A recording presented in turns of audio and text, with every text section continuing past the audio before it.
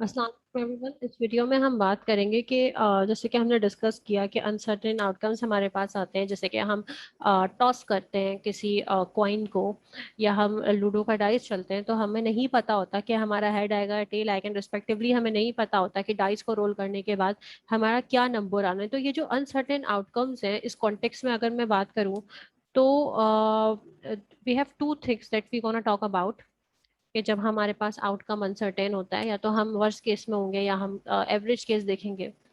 तो इससे पहले हम, अगर मैं टिक टैक टू की बात करूं, तो यहाँ तो मुझे पता है कि मेरे पास सामने मेरा एक ओपोनेंट है जिसका एक्शन कुछ इस तरह से होगा कि वो हर हाल में मुझे हराना चाहेगा। लेकिन जब मैं प्रोबेबिलिटी की बात करती हूँ, जब मेरे पास प्रोबेबिलिटी का कॉन्सेप्ट आता है, जब चीज़ों के साथ कुछ केस एसोसिएटेड होता है, कि मेरे पास जब चांस एसोसिएट हो जाता है सिनेरियो के साथ, तो देयर इज अ चांस के वन आए, देयर इज अ चांस के टू आए, देयर इज अ चांस के हेड आए, देयर इज अ चांस के टेल आए।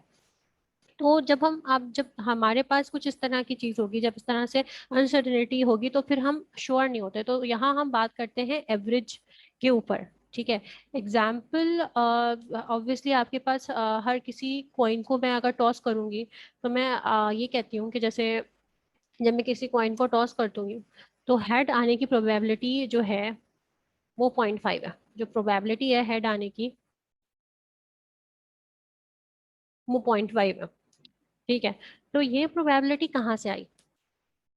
कहाँ से आई है probability? So the reason is that कि हमने अज्यूम किया कि हेड, जब भी हम कॉइन को टॉस कर रहे हैं, और हमने कॉइन को जब इनफाइनाइट टाइम्स टॉस किया, तो उसके पीछे जो भी mechanism, what ever the mechanism is, जब भी मैं फिर कॉइन को टॉस करती हूँ और ऑन एन एवरेज जब मैं नोट करती हूँ कि कितनी दफा हेड आ रहा है, तो 50% ऑफ द टाइम्स मैंने देखा कि हेड आ रहा है। इनफाइनाइट टाइम्स टॉस करने पर, रिकॉर्ड करने पर मैंने देखा कि हाफ ऑफ द टाइम्स मेरे पास हेड आया और हाफ ऑफ द टाइम्स मेरे पास टेल आ रहा है। तो ऑन एन एवरेज मैंने कहा कि अच्छा, एवरेज, ऑन एन एवरेज जो है 0.5 चांस है कि मेरा हेड आए। ठीक है। So this is the thing कि हम ये कहते हैं कि जब भी हमारे पास चांस एसोसिएटेड है, let me clear the notations first, जब भी हमारे पास चांस एसोसिएटेड है, तो हमारा फिर जो टेक्निक है वो कुछ इस तरह से होती है कि जो हमारा मैक्स है वो तो वैसे ही रहता है जैसे कि मिन मैक्स में था, लेकिन जो हमारा मिन है ना, वो फिर रिप्लेस हो जाता है इन चांस नोट से। मैक्स का सिंबल वही है, लेकिन जो मिन का सिंबल है वो आपको इन राउंडेड सर्कल से नजर आ रहा है, जो कि एक्चुअली अब मिन नहीं है, अब ये बन गया है चांस। ठीक है। सो अब मेरा जो एडवर्सरी है वो मुझे कंट्रोल नहीं कर रहा। ठीक है। This is something which is very important to understand, कि अब मुझे मेरा एडवर्सरी कंट्रोल नहीं कर रहा। ठीक है। पहले मुझे पता था कि अगर मैं जो है टिक टैक टू खेल रही हूँ, तो मेरा एडवर्सरी का एक्शन डिपेंड कर रहा है कि मेरा नेक्स्ट एक्शन यहाँ होना चाहिए। ठीक है। लेकिन अब मेरा एडवर्सरी कुछ भी खेले, मेरा अब एक्शन डिपेंड कर रहा है कि आता क्या है। मेरा एक्शन टोटली चांस पे डिपेंडेंट है। तो जब मैं चांस, टोटली चांस पे डिपेंडेंट हूँ, तो मेरे एक्शंस को मेरा एडवर्सरी कंट्रोल नहीं करा, रादर देन मेरे एक्शंस को अब चांस कंट्रोल करा। इसी वजह से जो हमारी मिन है वो टोटली रिप्लेस हो गया है चांस से।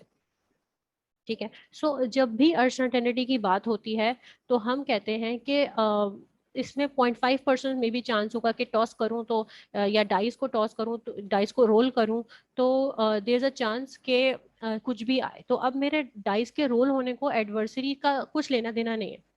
अगर मैं लूडो खेल रही हूँ, सो लूडो के अंदर मेरा नेक्स्ट नंबर क्या आएगा, या मेरा मेरा मेरा नेक्स्ट मूव क्या होगा, इसका ताल्लुक इस बात से नहीं है कि मेरे ओपन जो मेरा ओपोनेंट है उसकी पोजीशन क्या है। इसका ताल्लुक इस बात से है कि मेरे डाइस की पोजीशन क्या है। अब जैसे ऑन प्लेइंग लूडो एंड मुझे किसी को बीट करना है, और मुझे बीट करने के लिए 5 का नंबर चाहिए, तो टोटली डिपेंड करता है कि मेरे डाइस की वैल्यू क्या आती है। ठीक है। इसका कोई ताल्लुक मेरे एडवर्सरी के मूव से नहीं है। ठीक है। तो अब जो मेरी डिपेंडेंसी है वो टोटल चांस पे है। ठीक है। तो अब हम ये देख सकते हैं कि जब हमने मिनीमैक्स किया, तो ट्रायंगल हमारे पास एक मैक्स एजेंट था, और हमारे पास जो हमारा ओपोनेंट था वो एक मिन एजेंट था। सही। सो मिन एजेंट क्या करता था? मिन एजेंट का काम ये था कि जितने भी उसके पास ऑप्शंस होते थे उसका वो मिनिमम चूज करता था। सिमिलरली मैक्स क्या करता था? जो मिन था उसका जो मैक्सिमम वैल्यू थी वो चूज कर लेता था। लेकिन यहाँ ऐसा नहीं है। यहाँ मैक्स का तो इनफैक्ट काम वही है कि जो भी चांस वैल्यू होगी वो उसको कैलकुलेट, वो उसको चूज कर लेगा। ठीक है। The thing was happening was simply के आप पहले मैक्स लेते थे, फिर उसके मिन वैल्यू आती थी और मिन सबका मिन ले लेता था, जितने भी मैक्सेस होते थे उसका मिन ले लेता था, फिर मैक्स मिन का मैक्सिमम ले लेता था। ठीक है, this is something which was actually happening before. But इस केस में आप क्या करेंगे, बेसिकली हम बात करेंगे एवरेज की। यहाँ इस केस में हम बात करेंगे एवरेज की। एवरेज की बात हम किस तरह से करेंगे, वो ऐसे करेंगे कि जैसे ये मेरा मैक्स है, अब इस मैक्स के पास दो ऑप्शंस हैं, एक तो या तो वो M1 चले या फिर ये M2 चले। ठीक है, M1 को मूव करने के ऑन एवरेज कितना फायदा होगा वो मुझे यहाँ से पता चलेगा। ठीक है, और M2 को मूव करने का ऑन एवरेज कितना फायदा होगा वो मुझे यहाँ से पता चलेगा। ठीक है, this is we are going to learn today कि हम किस तरह ऑन एवरेज एडवांटेज इवेल्युएट करेंगे। ठीक है, so now this thing would make us talk about average. ठीक है, would measure talk about expected x search किस तरह से होता है। तो एक्सपेक्टिव एक्स सर्च में हम मिन नोड्स को चांस नोड्स कहते हैं।